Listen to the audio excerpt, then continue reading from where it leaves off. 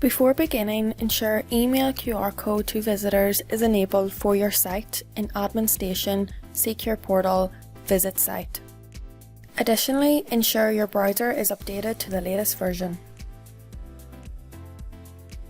Navigate to Secure Portal from your browser.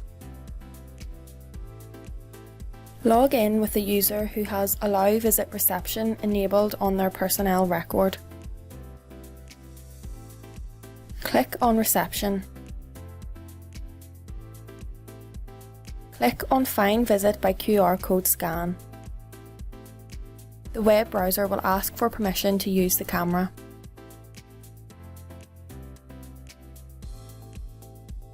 If the camera is active, there will be a red indicator in the tab.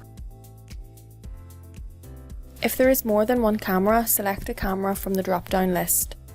Hold the QR code to the camera view.